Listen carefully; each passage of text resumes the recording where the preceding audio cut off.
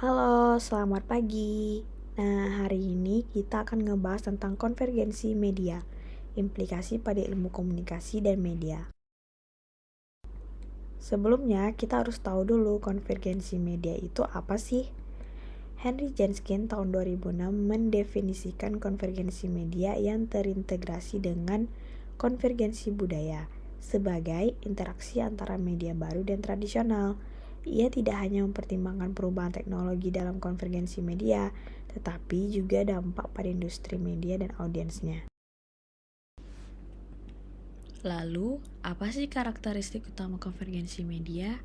Di dalam konvergensi media, adanya perpaduan dan kombinasi yang kompleks di antara jaringan TV, komputer, telekomunikasi, internet, dan sistem transmisinya. Konvergensi media adalah proses yang berkelanjutan yang terjadi di antara persimpangan teknologi media, industri, konten, dan khalayak. Persimpangan tersebut akan menciptakan satu media yang mengandung banyak media lainnya, sehingga dapat diakses secara kolektif pada waktu yang bersamaan. Seperti pada ilustrasi konvergensi media di sini. Lalu, apa sih implikasi pada ilmu komunikasi dan media? Di sini menimbulkan pertanyaan, bagaimana konvergensi media mempengaruhi proses penciptaan pengetahuan melalui riset atau pengajaran pada ilmu komunikasi, media, dan jurnalisme. Implikasi melihat sebagai tantangan terhadap proporsionalitas, kuantitas, dan kualitas konten yang dihasilkan oleh pekerja media. Dan hal itu tidak sepenuhnya hanya pada pekerja media, tapi juga pada instansi pendidikan yang memberikan pendidikan dan pengajaran bagi calon pekerja media suatu saat nanti. Dengan begitu, pentingnya melihat kesiapan institusi dan pekerja media dalam merespon konvergensi media ini. Dalam studi case ini, saya mengambil pada artikel The Convergenciers, di mana artikel ini membahas tentang konferensi, konvergensi, dan masyarakat yang diadakan tiap tahun dari 2002 hingga 2013 untuk melihat bagaimana para pendidik dan jurnalisme menghadapi permasalahan konvergensi teknologi media baru dari segi fokus praktis, konsep teoritis, perilaku konsumen, serta pengajaran yang harus diikuti. Setiap konferensi mempunyai permasalahan masing-masing yang dimana dapat dilihat pada tahun 2003 mereka mensurvei pasar media kecil sebagian besar cukup baik, tapi tidak memanfaatkan interaktif media digital. Sedangkan pasar media besar tingkat keberhasilan lebih baik karena terciptanya reporter yang super. Program pendidikan jurnalisme mengadopsi pendekatan multidisiplin, namun lebih baik memakai pendekatan interdisiplin. Tahun 2011, Kraplin dan Brassel mengatakan konvergensi tidak dianggap layak karena hanya mitra kerja saja dari media lain.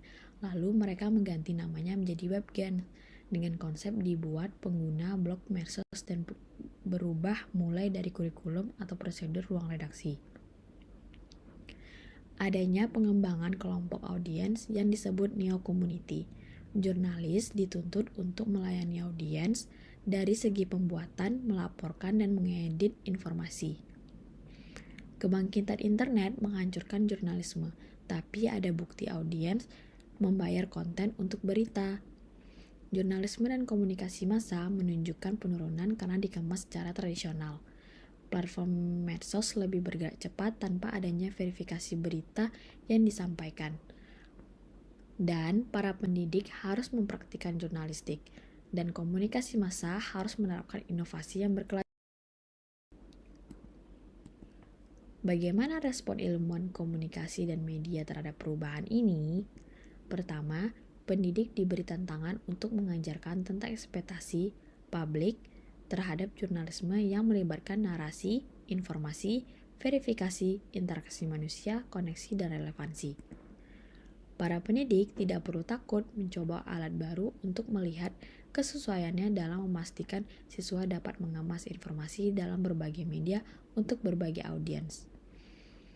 Pendidik dapat berkolaborasi dengan siswa karena mengetahui mekanisme alat komunikasi, sementara pendidik mengetahui tujuan dan alasan menggunakan mekanik tersebut.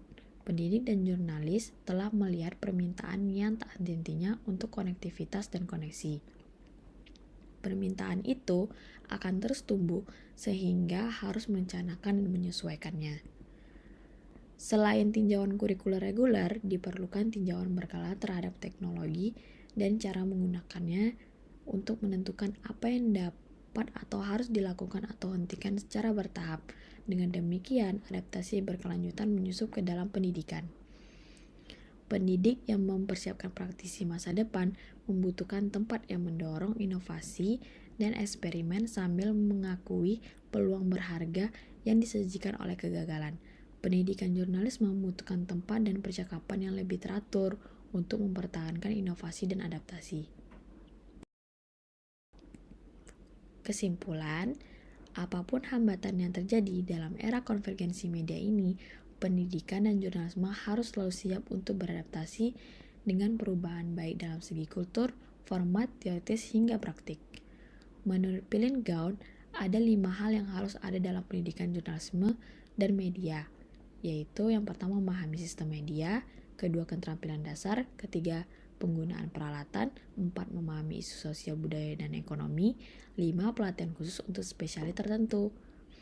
Konferensi konvergensi dan masyarakat ini memaksa jurnalis dan akademis untuk terus beradaptasi dengan lingkungan yang berubah sambil mempertahankan kualitas yang membuat jurnalisme unik di antara formulir konten. Last, as this was dispelled, order will certainly crash, offering new opportunities for study, debate, and training. Thank you. Let's discussion, guys.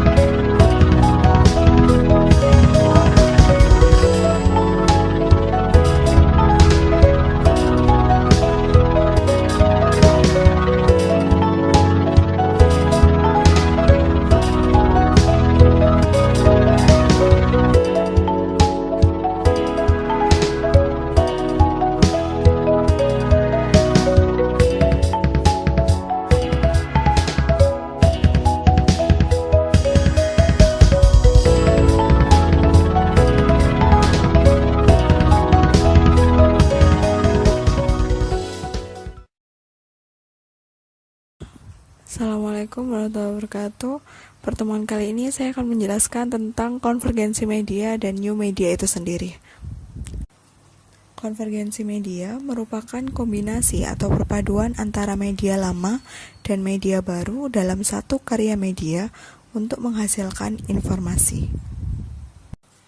Esensi dari konvergensi dalam hal ini adalah penyatuan antara teknologi informasi dan komunikasi, jaringan komputer atau internet, dan konten media. Adanya konvergensi media sangat memungkinkan informasi untuk dinikmati dari berbagai macam layanan seperti layanan penyiaran, telekomunikasi, dan internet dalam satu perangkat terpadu. Konvergensi mengubah industri, jasa pelayanan, dan kebiasaan kerja dari pola yang lama ke pola yang baru. Keputusan industri media untuk melakukan konvergensi bukanlah persoalan yang mudah, karena banyak faktor yang saling berhubungan, misalnya kesiapan infrastruktur, termasuk teknologi, kesiapan sumber daya manusia, dan kesiapan budaya untuk berani bertransformasi. Hal itu menjelaskan jika sebuah industri media memerlukan waktu panjang untuk bertransformasi dari era media lama menuju era media baru yang mengusung kemajuan teknologi digital. 5 elemen utama konvergensi media: teknologi, industri, sosial, tekstual, dan politik. Gerakan konvergensi media tumbuh secara khusus dari munculnya internet dan digitalisasi informasi. Konvergensi media ini menyatukan 3C, yaitu computing, memasukkan data melalui komputer, communication atau komunikasi, dan content atau informasi. Konvergensi media membuat munculnya banyak konten dari berbagai platform. Industri media ditantang untuk menampilkan konten dengan tidak menggunakan media konvensional lagi. Seperti sinetron, berita video, dan film sekarang sudah bisa dinikmati lewat channel YouTube, Netflix, iFlix, dan lain-lain. Radio sekarang bisa berupa podcast dan radio streaming. Begitu juga dengan koran, sekarang dapat dinikmati dengan portal berita online. Transformasi teknologi tersebut telah dipenuhi oleh konvergensi dan konsolidasi industri, serta munculnya pemain baru yakni media digital raksasa, seperti Google, Microsoft, dan Apple. Sosial media adalah sebuah media untuk bersosialisasi satu sama lain dan dilakukan secara online, yang memungkinkan manusia untuk saling berinteraksi tanpa dibatasi ruang dan waktu, seperti blog, WordPress, Facebook, Twitter, Instagram, Google Meet, Skype, WhatsApp, dan lain-lain. Menurut Henry Jenkins, transmedia storytelling adalah proses di mana berbagai elemen fiksi atau hiburan yang terintegrasi tersebar secara sistematis melalui berbagai channel untuk tujuan menciptakan hiburan yang terkoordinasi. Di dunia industri kreatif sendiri sudah tidak asing dengan terminologi transmedia storytelling, seperti misalnya film animasi Disney Frozen. Selain film animasi, Frozen juga terdapat bentuk games, merchandise seperti action figure, baju, dan lain sebagainya.